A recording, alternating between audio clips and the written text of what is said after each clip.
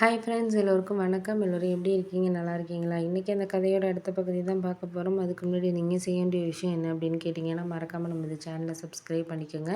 கீழே இருக்க பெல் பட்டனையும் கிளிக் பண்ணுங்கள். அப்போ தான் நான் போடுற வீடியோஸ் எல்லாமே உடனுக்குடனே உங்களுக்கு நோட்டிஃபிகேஷன் வரும். ஸோ மறக்காமல் சேனலை சப்ஸ்கிரைப் பண்ணிவிட்டு வீடியோ பாருங்கள் ஃப்ரெண்ட்ஸ். வாங்க நம்ம கதைக்குள்ளே போகலாம்.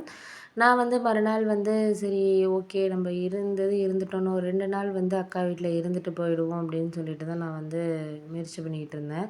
இருந்தாலும் அக்காவோட மாமியார் ஒரு மாதிரி பேச ஆரம்பிச்சிட்டாங்க. என்னமோ நம்ம இங்கேயே இருக்கிற மாதிரி. நான் இன்டர்வியூக்காக தான் இங்கே வந்தேங்கிறது அவங்களுக்கு தெரியும். ஒரு வாரமாக தான் இருக்கிறேன் அப்படின்னு நினச்சிட்டு இன்னும் ஒரே ஒரு இன்டர்வியூ அட்டெண்ட் பண்ணிவிட்டு போயிட்டோன்னா, அப்புறம் கூட நம்மளுக்கு வேலை அப்பாயின்மெண்ட்லாம் வந்ததுக்கப்புறம் நம்ம ஹாஸ்டல் பார்த்துட்டு தங்கிக்கலாம். ஏன்னா ஒரு வாரத்துக்கெல்லாம் எங்கேயும் ஹாஸ்டல்லாம் நம்ம போயிட்டு இருக்க முடியாது. கொடுத்தா 1 மாதத்துக்கு தான் கொடுக்கணும்.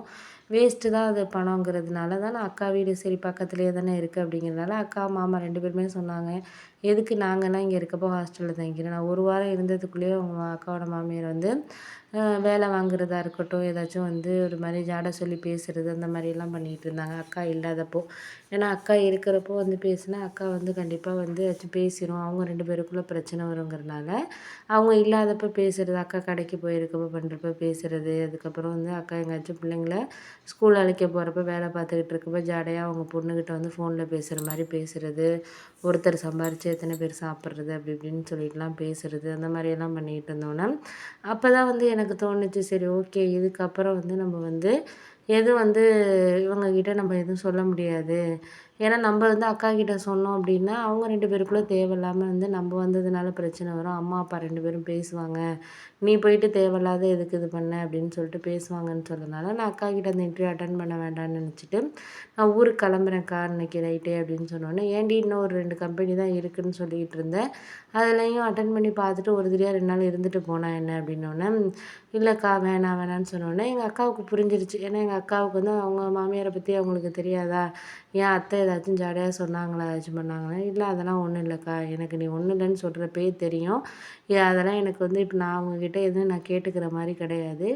நீங்கள் அவங்க பொண்ணு இப்போ வரும்ல, அடுத்த மாதம் லீவுக்கு வரேன்னு சொல்லியிருக்கு, அப்போ நான் கிளம்பி நான் எங்கள் அம்மா வீட்டுக்கு வந்துடுறேன், அப்போ அவங்களுக்கு தெரியும்ல நம்மளோட இது என்னன்ட்டு, நான் எப்போ இது பண்ணணுமோ அப்போ நான் இது பண்ணிக்கிறேன், நீ அதை பற்றி ஒன்றும் இது பண்ணிக்காத, இன்னும் ஒரு 2 நாள் தான், ஏதாச்சும் இன்டர்வியூவில் கிடச்சா நல்லது தானே, அதனால் நீ அதை நினச்சிட்டு இவங்களுக்காகலாம் நீ வேண்டான்னு சொல்லிட்டு போயிடாத அப்படின்னு சொன்னோன்னே, இல்லைக்கா இருந்தாலும் எனக்கு கொஞ்சம் கஷ்டமாக தான்க்கா இருக்குது அப்படின்னோடனே, ஏன் நீங்கள் கஷ்டம்னு நினைக்கிறீங்க, கஷ்டம்னு நினைக்க வேண்டாம், நான் எனக்கு என்ன இப்போ ஒரு மனசு இதாக இருக்குன்னா, நானும் வேலைக்கு போனேன்னா இவங்கக்கிட்ட ஒரு பண்ண தைரியமாக பேசுவேன். இப்போதைக்கு இந்த பிள்ளைங்கள்லாம் நம்ம ஸ்கூல் போகிறது விடுறதுக்கெல்லாம் கஷ்டமாக இருக்குது.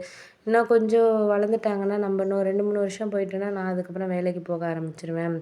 அப்போ உனக்கு தெரியாது, அப்போ எல்லாம் எனக்கு என்ன இதுங்கிறது அப்போ தான் உனக்கு புரியும் அப்படின்னோடனே, சரி விடுக்கா, அதெல்லாம் நம்ம எதுவும் இப்போதைக்கு பேசிக்கிட்டு இருக்க வேண்டியதில்லை, பேசினோன்னா தேவையில்லாத பிரச்சனைகள் தான் வரும், எதுக்கு நீ அதெல்லாம் பற்றி பேசுகிற, விடுக்கா அப்படின்னோடனே, இல்லடி பேசுகிறத பற்றி ஒன்றும் கிடையாது, இருந்தாலும் ஒரு சில விஷயத்த நம்மளால் இது பண்ண முடியுதா அப்படிங்கிறத தாண்டி இவங்களுக்காகலாம் நம்ம இது பண்ணிட்டு போகணும் அப்படிங்கிறது ஒரு இது இருக்குது பாரு, அதுதான் நினச்சி பார்க்குறேன், ரொம்ப எனக்கு அதான் கவலையாக இருக்குது அப்படின்னோடனே, சரி விடுக்கா, அவங்க பற்றி தெரிஞ்ச விஷயம் தானே, நம்ம எதாக இருந்தாலும் நம்ம ஒரு சில நேரத்தில் நம்ம மற்றவங்களுக்காக சூழ்நிலையினால தானே நம்ம போகிற மாதிரி இருக்குது, நீ ஏன் அதெல்லாம் நீ கவலைப்படுற, என்னை நினச்சி நீ அதெல்லாம் ஒன்றும் கவலைப்படாத, மாமா ரொம்ப நல்ல டைப்பு, அவர் நம்மளை ஏதாச்சும் சொன்னார் பண்ணாருனா தான் நீ ஃபீல் பண்ணணும் செய்யணும், ஆனால் மாமா ரொம்ப நல்லவராக தான் இருக்கார்,